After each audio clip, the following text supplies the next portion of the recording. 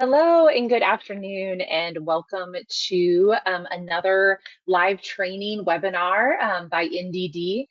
Today we are going to be looking at the EasyOne Pro LAB device, specifically looking at the multiple breath washout test for lung volumes. Again, thank you so much for joining, and we are going to go ahead and get started. All right, like you saw when you signed up in this live training, you're going to learn about how to set up this Pro LAB device for the multiple breath washout test. So setting up your Pro LAB for spirometry versus DLCO versus multiple breath washout, there's a few differences, and we're just going to take a quick look at those. We're also going to learn how to effectively coach our patients through a multiple breath washout maneuver. Sometimes, even though nitrogen washout is really just tidal breathing, sometimes learning some of the some tips and tricks on how to coach your patients effectively through the maneuver really can get the best effort out of them. So in part of that, we're going to learn about common test errors and then how to encourage your patients to correct those. And then at the end, we are going to have a question and answer session. I know that my colleagues on the call were having a little bit of technical difficulties. So if we get to the end of the broadcast and I am not able to connect. Oh, are you able to hear? Okay. I can hear you. It's showing me though that the attendees are still on hold. Could you verify that?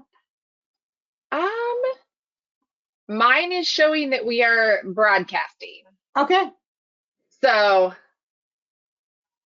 all right. Well, we'll just keep going here. It looks like we are live and going. So we'll proceed. If anybody is having issues seeing or hearing, make sure to leave us a message in the chat bar.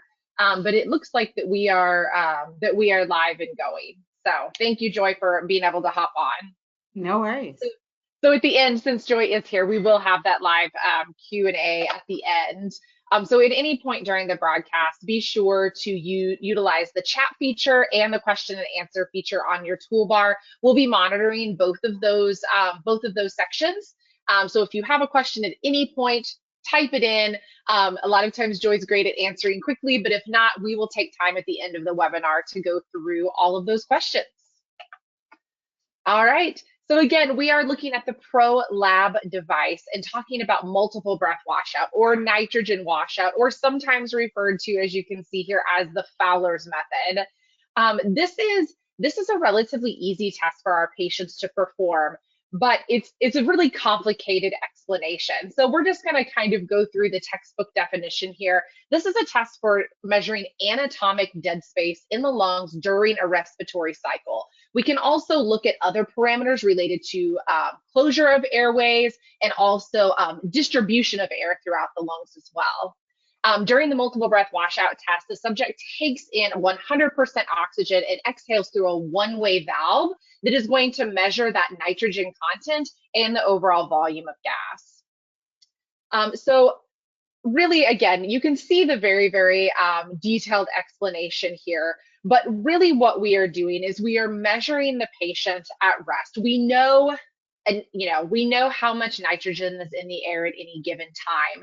And so by being able to measure how much nitrogen is in the patient's lung and then essentially flushing that out with 100% oxygen, we can make a calculation to give us a really good TLC, or a total lung capacity measurement. Most people with normal distribution, so really evenly distributed airways,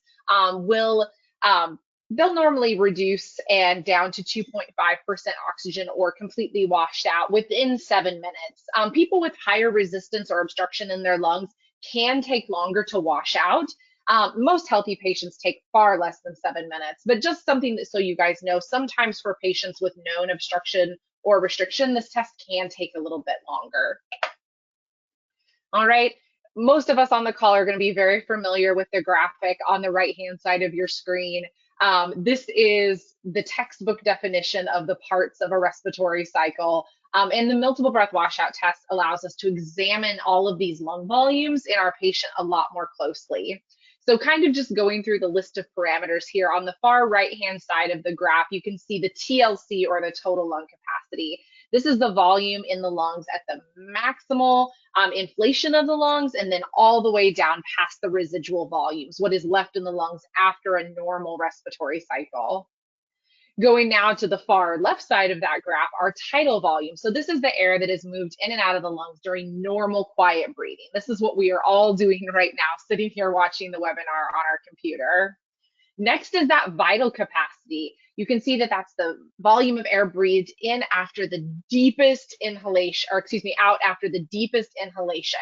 So you can see where that section is the VC on our graph here. So again, almost everything except for that residual volume that's left in the lungs after a normal respiratory cycle. After that is the VA, or the alveolar gas volume. So this is the area of the lung that is actually available for gas exchange. And then we have the ratio between that total lung capacity, the total volume in our lungs, to what is actually available for gas exchange. All right, looking at the next set of parameters, we have that residual volume, or that bottom of the lung volume. It is what stays or remains in the lungs after a normal maximal exhalation. This is, you know, when you fall out of a tree as a kid and knock the air out of you, that's when you lose that RV. It's the normal amount of air that is in your lungs at all times, keeping them inflated. Next is the ERV and the IRV. So you can see that those are our reserve volumes. So the maximal amount of air volume that can be exhaled or inhaled from that end position. Next is the FRC, or the functional residual capacity, which is our ERV plus our RV, the volume at the lungs at the end of the expiratory position.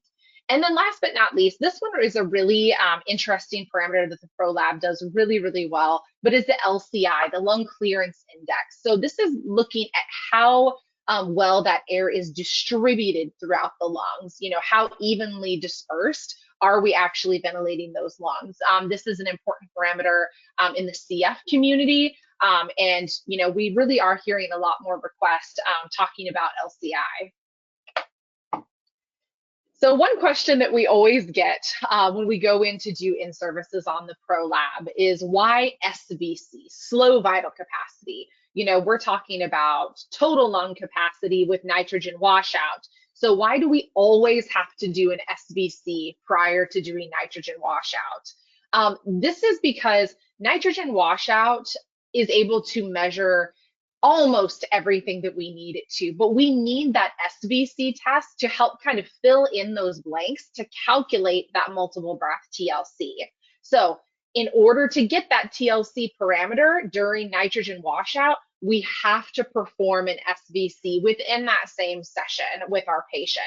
Our support does get calls sometimes, you know, people doing nitrogen washout and, oh, I don't have I don't have a TLC value. Why don't I have a TLC value?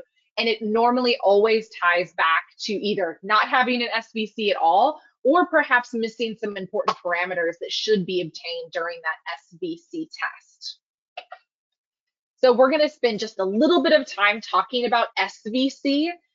There are two different ways that we can get an SVC. I do have a preference. I think one is definitely easier for most patients than the other. However, our device, thankfully, we don't have to tell it which method we're doing. It will automatically know exactly what we're doing, whether we do the IRV method that we're going to talk about first, or the ERV method that we'll talk about in a moment. So for the IRV method, the tidal breathing is the same on both methods. So we want this to be relaxed, steady tidal breathing. With the ATS 2019 standards, steady tidal breathing is actually now a part of the standard. So we always need to make sure that we are tidal breathing and encouraging our patients to just have a nice, relaxed, normal, quiet breathing pattern prior to starting the test. And our software will prompt you once that's been established. You do not want to start the maneuver before the device has confirmed that that steady tidal breathing has been established, or else it could cost kicking that test out. All right. If for some reason that steady tidal breathing is not established after 10 breaths, the software will go ahead and prompt you to start the maneuver. All right, so the IRV method, or the inspiratory first method, is exactly like that textbook graphic that we have seen in the previous slides. We're going to tidal breathe. We're going to have the patient take a big, big deep breath in as far as they can, And then we're going to have them relax and exhale all the way down to their ERV, or to that point of expiratory plateau where no more air is coming out of their lungs. So this is the IRV method. For some patients, this method can be really, really difficult to make it all the way to ERV from their IRV, that top inspiratory. So making it all the way from the tip top all the way down to the bottom, for some patients, especially patients with obstruction, can be really, really difficult. And in those instances, that would be when we would definitely recommend trying to do the ERV method. I am an asthmatic myself. I am a really well-maintained asthmatic, but I actually do have a pretty, a clinically significant difference between my vital capacity when I do the IRV method versus the ERV method. And I will show you both methods here in just a moment. But for the ERV method, or the expiratory first method, again, tidal breathing is exactly the same. It needs to be steady. We need to wait for the device to prompt us to start the maneuver. And then if that hasn't happened within 10 breaths, the software will prompt you to start. With the expiratory first maneuver, it's just as it sounds. After our tidal breathing, we will exhale down to that point of expiratory plateau, all the way down to ERV. And then when prompted, then take our big deep breath in all the way up to TLC. Again, this method does tend to be a little bit easier for most patient populations, and it's not a setting that you need to adjust within your software.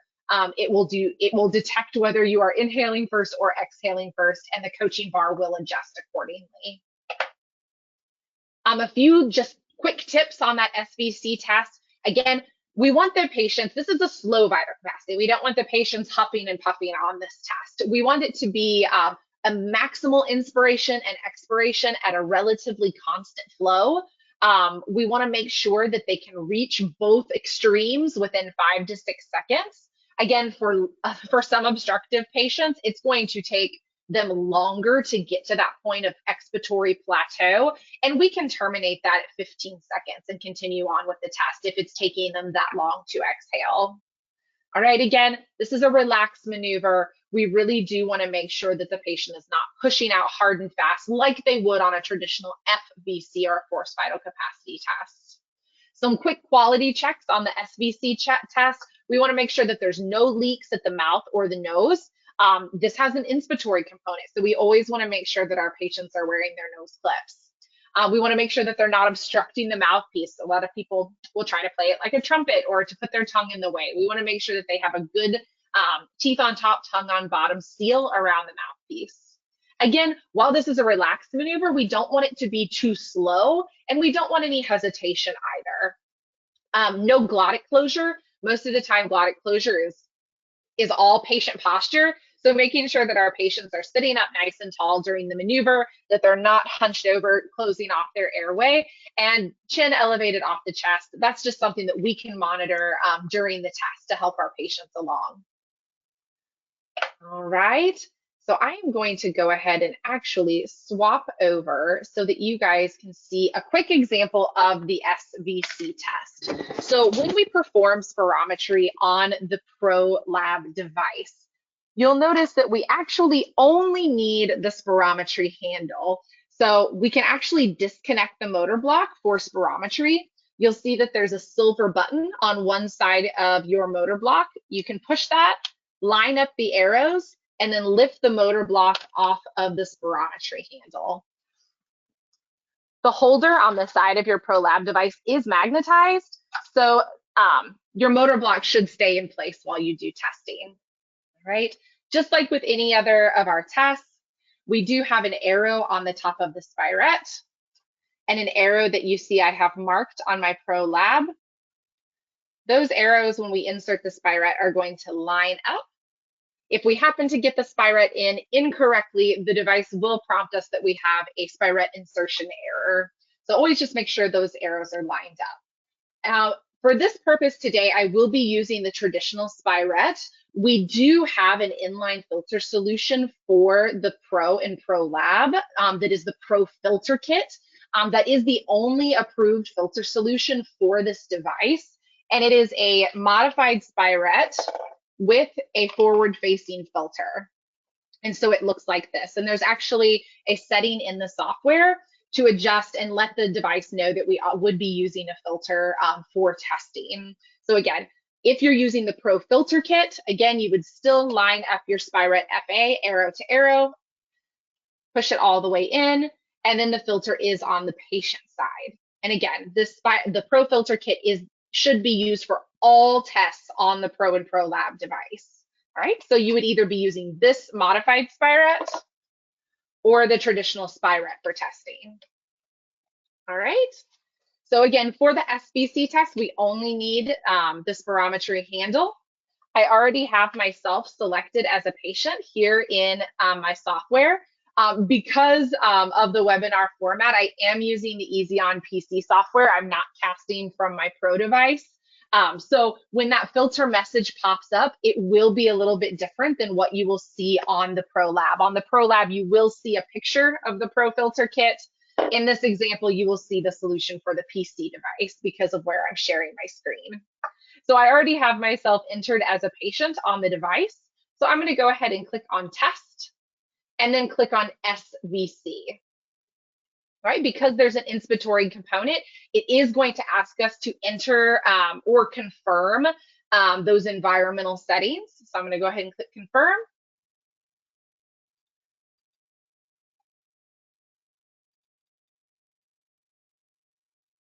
All right, and again, remember on your Pro Lab device, it will have a picture of the appropriate filter for that device. Before every spirometry test on our devices, you will be prompted to block that mouthpiece before starting the test. You can either use the plastic on the front of the mouthpiece or a gloved hand to the back, just so that there's no flow moving through that point-to-point ultrasound sensor for this baseline setting. So I'm going to block the mouthpiece with my hand and click OK. And then once that baseline setting is established, you'll see that the coaching bar has turned blue and is telling me to start the test. So I'm going to do the IRV method first, or the inspiratory method, inspiratory first method first. So starting with normal breathing. Watch that coaching bar. It will tell me when to start the test.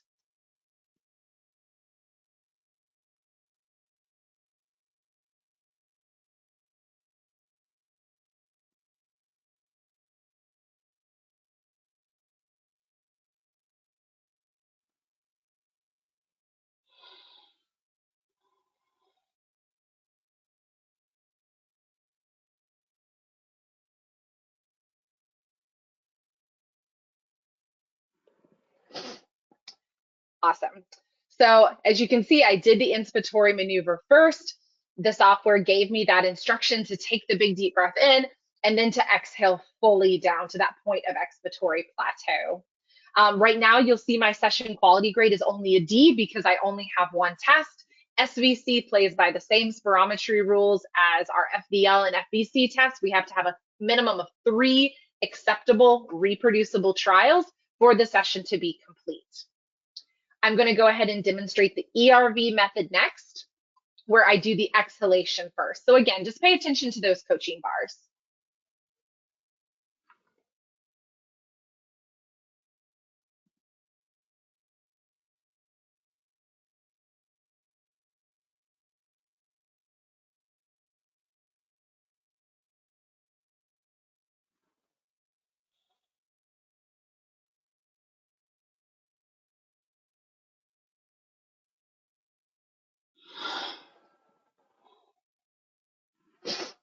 Awesome. So our device really does try to help coach you through the maneuver. So right now it's telling me on my next attempt to get to my 3 acceptable reproducible trials to make sure I'm taking a deeper breath. Like I said before, I really do have a significant difference in my VC between doing the IRV method and the ERV method. And that is why it's telling me if I want to complete this session, I need to do it just like I just did it. Because if you look down here on my results, my vital capacity between my first and second session, it's a pretty significant difference between 4.3 to 4.5. So again, it's telling me to take a deeper breath on this third maneuver, just so that I have that repeatability. All right, but you can see that the software does automatically change the coaching, whichever method you decide to do, and whichever is easiest for you to coach and teach your patients. to get the best results. All right.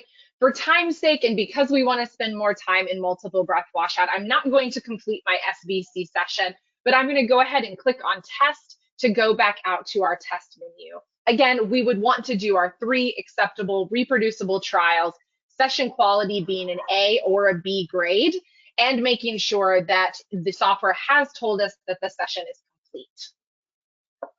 So going back to the test screen here, I'm going to go ahead and go back to my main menu here quickly, just so that you guys can see what I see on here. All right. My demo software is not wanting to cooperate, but that's all right. We're going to just swap our screen back over to the PowerPoint here in just a second anyway. All right. All right. So back to the multiple breath washout test. So again, we've done all of the other tests that we need to perform on the device. So we've done our spirometry, we've done our SVC test, we've done our DLCO, and now it's time to do the multiple breath washout test. As I mentioned earlier, the multiple breath washout test really is just guided regular breathing for the patients. Sometimes patients need more guidance than others doing the test. When I coach this, I really do kind of count for my patients. For our respiratory therapists on the call, I really do kind of set that IE or inspiratory to expiratory ratio for my patients, just like I would on a ventilator. You'll see when we get into the test itself that there's actually a lot to look at. And what I normally have the patients concentrate on is we do have an inspiratory goal guideline on the right side of the screen. That will tell them exactly how much to breathe in. And then I always have them exhale for a 4 count. We really want to make sure that we're maintaining that steady inspiratory to expiratory ratio throughout the entire test. Hyperventilating, breathing shallow, not having a good tight seal around the mouthpiece. These are things that can not only affect the test results, but also prolong the test. And for somebody who might already have a longer multiple breath washout test, we want to minimize that whenever possible. All right, so I'm going to go through just the test sequence with you guys so that you can see it. Again, this is a pre-recorded video from my Pro Lab device, just for the ease of movie magic here so that you guys can see everything that you need to see a little clearer. All right, so when we click on the multiple breath washout test, the first thing it's going to do is a 5-point check. This is confirming that the device is set up correctly, and making sure that all of our test gases are ready, there are no leaks, checking the environmental settings, and getting ready to do that test. So prior to launching into this test, we do want to make sure that our device is set up for multiple breath washout. I got a little bit ahead of myself here. So as I showed you guys earlier, actually, let me make my camera a little bit bigger so that you can see me a little bit larger on this section. So as I mentioned earlier, either with your Pro Filter kit or your traditional Spirette, for the SVC test and other spirometry, you only need the purple handle. When we come to DLCO and we come to multiple breath washout, we need to attach that motor block. So you'll also notice that there is an additional consumable for the multiple breath washout test, which is the multiple breath washout, or the FRC Barriette. It's the one that has the little exhalation ports on the side and kind of the little pointy nose on it. So to get our device ready, of course, we would have our oxygen source, either wall oxygen or our tank oxygen, connected, tightened with a wrench, and our tanks turned on and set to the appropriate flow rate. Then we need to go ahead and set our motor block up to test. So again, arrow to arrow, we're going to insert that FRC Barriette onto the one-way valve of the motor block. And then we're going to, just the opposite of how we took it off, we're going to line our mouthpiece up, arrow to arrow, and then click it back into place. So I actually have the arrows highlighted on this side. I just have my tubing kind of a little bit tight here to show you guys. But we line up those imprinted arrows that I have colored on my device, and then you would slide it forward and click it into place to do your test. The same Spirette or Pro Filter Spirette can be used for all of our tests. They are single patient use, And then the DLCO Barriette is different from the multiple breath washout Barriette. So just kind of for a comparison here, the DLCO Barriettes are round with a short nose, and then we have the FRC Barriettes that have the expiratory valves and the longer nose on them. So just to differentiate between those two parts. All right, so the device is set up and it's ready to go. Our patient has their nose clips. Our oxygen source is turned on and ready to use. Now we can go ahead and launch into the test. So let me swap back over to the PowerPoint screen here. All right. So again, it's doing the 5-point check. You'll hear the valve in the motor block open and close while it's doing some test gas flushing. It's just making sure that all of that self-calibration of the device is ready for us to use. Over on the right-hand side of your screen, you will see that inspiratory goal bar that I discussed earlier that I always have the patients watch. And once the device is ready, nose clips on, and we'll instruct the patient to start regular breathing. So we're going to have the patient take a deep breath into the light green and breathe out for 4. Then we're going to have them take a deep breath into the green and out for 4. I really do a lot of times count this for my patients. I have them breathe into the green and out. 2, 3, 4. Breathe in and out. 2, 3, 4. Really reinforcing that steady tidal breathing is so key to getting a good test though. So as crazy as it sounds to kind of count through this maneuver, it really, really does help our patients. After a predetermined amount of breaths, my device is set for 8 breaths. You will hear the gas kick in, as you just saw, and then you will start to see the patient stair step down. This is the actual nitrogen concentration in their lungs. You can see the stair step in the middle. You can also see the stair step in the upper right-hand corner that actually shows you the percentage of nitrogen left in that patient's lung. That red horizontal line is kind of our goal. We need to get to below that red line, which is that 2.5%, and we need to stay under it for 5 breaths to end the test. All right. Throughout this whole time, we just want to encourage the patient to keep that steady tidal breathing. Next to our inspiratory volume indicator, you'll see that we do display the respiratory rate. So it's really easy to see if a patient starts hyperventilating. I always tell patients, try to keep that respiratory rate under 15. And again, while I'm asthmatic, I do wash out relatively quickly here. So again, your patients might be a little bit different, but I do tend to wash out in just a few minutes. So again, I'm down below the bar. It's ending the test for me, and it's kicking me over to the results screen, right? We want to wait basically as long as it took the patient to wash out, we want to wait an equal amount of time before repeating the maneuver. So the rules for a multiple breath washout are similar to DLCO, but we always want to have a minimum of 2 acceptable reproducible tests. This is just so that we are confident in those test results. And so that then we can be comfortable moving on, making a diagnosis. All right, a few things here. You can see the countdown on the screen, but again, if it took your patient 10 minutes to wash out, which is an extreme, but you need to wait that 10 minutes for them to unwash out or to kind of return to their baseline, give time for all of that oxygen to naturally be expelled from their lungs. All right, and a few things to look at here. You can see the countdown. You can see up here where that purple measurement is when it got down below that 2.5%. That is where the measurement is taken. You'll see in my video there, I'm scrolling through some of the parameters that I have selected to view during the test. Again, that's completely customizable within your Pro Lab device, what you see when you're performing the test as far as result parameters go, and also on your report. And they can be completely different as well. You can see that I have the TLC selected, the FRC, my LCI, my respiratory rate, my tidal volume. A lot of times I'll also throw my ERV and my IRV on there because those values do come from SVC. So sometimes I like to see those on there as well. But again, that's completely customizable. All right, when the countdown hits 0, or you have waited the appropriate amount of time equal to how long it took them to wash out, you can go back and do your second trial for that reproducibility.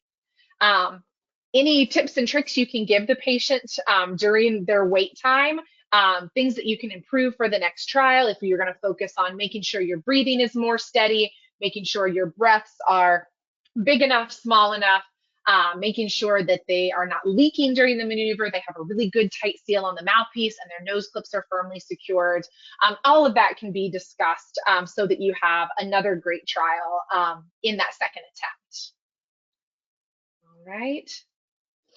All right, so the 5-point check is going to happen again, checking the environment, checking the system for leaks, checking the gas analyzer, your gas mixture, making sure that everything is good to go before the test. So that will happen before every single trial. You can see there that it's testing the gas composition.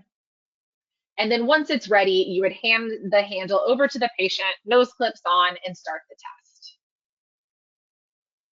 All right. So again, guided tidal breathing. So yes, it's regular breathing, but we do kind of want to guide them along. All right, so the patient has started breathing. They're going to take their inhalation up to that green and out for 4. They're going to take it up to the green and out for 4. All right, while our system can compensate for leaks, anytime we have a leak through the mouth or the nose, we're obviously entraining more room air and entraining more nitrogen then. So it can add time to our test. If your patient is really struggling not to leak during the maneuver, sometimes it is best just, even though the system will compensate for leaks, to stop the maneuver and start over. Really explaining to the patient that even something as simple as swallowing really can create a leak around their mouth. The longer the test takes for the patient, sometimes the more difficult it can become. So again, as you can see here, our oxygen gas has kicked in. You can see that the stair steps are starting to happen here, both in the middle and in the nitrogen log up in the upper right-hand corner. I'm breathing right around 11 breaths per minute here for my respiratory rate. Again, we just want to continue to encourage that patient to breathe right along with us at a nice steady pace throughout the entire exam. Again, I do wash out relatively quickly, so don't be surprised if your patients do take longer than this. Even though I do have an obstructive disease, I know how to perform the test very well and normally can wash out fairly quickly. All right, you can see we're down below that 2.5% line up here in our log graph. So it's going to want us to maintain under that line for 5 breaths, and then the test will end automatically.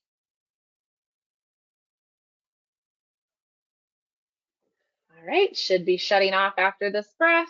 There we go. And it's going to kick us back over to that results page. All right, you can see that these are 2 acceptable trials. We'll talk about kind of what that means here in just a minute. They're also reproducible. We'll talk about that here in just a second as well. Over here underneath session quality, you can see that it's a letter A grade. You can see the variability between trials for the FRC and the variability of the LCI, which is kind of how we look at that repeatability criteria. Down here, again, you can see all of your different parameters between trial 1 and trial 2. And at this point, the device is telling us that the session is complete. Great job. And you're able to move on after this. All right. All right. All right. So we talked a little bit about what can go wrong during a multiple breath washout test. But we're going to spend just a little bit more time talking about this before we wrap up. So the most common errors, unsteady tidal breathing. Again, as much as you kind of are going to sound a little bit like a dance coach there for a while, counting out for the patient, breathing with them, using your hands. I talk with my hands a lot, but making sure that the patient is keeping a nice steady breathing. Sometimes when we tell patients to breathe normally and hand them this apparatus, it makes them nervous. They start hyperventilating. They're breathing all over the place. And the test is not going to begin unless we have that consistent breathing pattern. We have to accurately measure what gas is coming in and out of their lungs at the start of the test. So we want to make sure that at the start of the test and maintained beginning to end is nice and consistent. You can see in the picture here a really good example of hyperventilation. So if the patient is hyperventilating during this test, the end-tidal N2 and CO2 values cannot be determined. They are basically dead space ventilating when they do that. So only breathing from the carina through their nose, they're only breathing from here to here when they're hyperventilating. And again, they're never going to completely wash out the nitrogen in their lungs breathing that fast. So again, this can be recognized in a couple of ways. We can look at the end-tidal CO2 values, and we can also see that breathing frequency both in all of our, in all of our areas, but we can see it in the respiratory rate indicator on the right-hand side of the screen. And then we can also see it in our flow measurement, the easiest. You can see how it gets really, really quick there in that flow waveform. So again, just encouraging the patients to breathe nice and slow, give them goals, have them watch that light green volume indicator, have them know that they need to keep their respiratory rate under 15, and then also just coaching them throughout the entire maneuver makes a huge difference. We also talked a little bit about leaks. Again, the system can recover from a leak, but every time we entrain room air, we're entraining more nitrogen. So it's just adding time to our test. So again, we rely on the patient only breathing in 100% oxygen during the test. If they inhale room air, we suddenly have more nitrogen, all right? So making sure that the patient is wearing their nose clips, making sure that they have a good tight seal on the mouthpiece with their teeth on top, their tongue on bottom, making sure that a new FRC barriette is used every single time to make sure that it hasn't gotten plugged up with saliva or moisture. We really do want to minimize the risk for leaks. They can happen occasionally, even me doing these tests all day long. Sometimes I have to swallow, I have to do something, entrain a little bit of room air. Again, just really be watching your patient and their behavior. If they are struggling and keep leaking, yes, the software can recover, but a lot of times it really is best just to stop that particular trial, let them recover, and then start again. Right? So we talked about that acceptability, reproducibility, quality grades, and this is kind of a little bit of a gray area. Software on the Pro and Pro Lab contains a quality grading system for spirometry and DLCO. For multiple breath washout, though, quality system gradings have really not been officially standardized or introduced by ATS-ERS.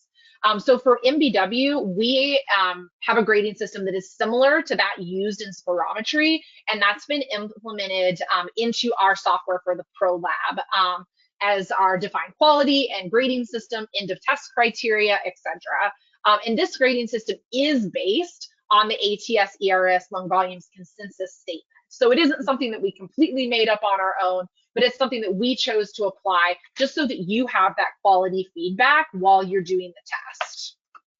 All right, I apologize for a little bit of blur on this graph, but you can see here that grading system and how that is applied. So you see that you can have a session complete with an A or a B grade, the A grade being a minimum of 2 acceptable maneuverability, with that LCI variability being less than 5% and the FRC variability being less than 10%.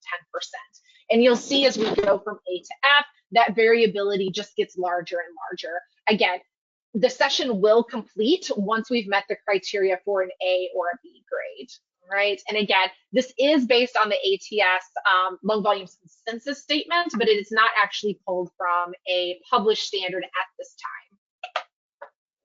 All right. That takes us to the end of our slideshow. We have about 20 minutes left in the webinar, so I want to make sure that we have a chance to get to any questions that you guys might have. If for some reason your question is very, very specific to you and your facility, please still write them in the question bar or the chat bar. I'm actually able to see those questions once the webinar has ended. So even if your question does not get answered online, please still type it in so that I can follow up with you individually after the webinar is over. All right. So Joy, are you there with me today?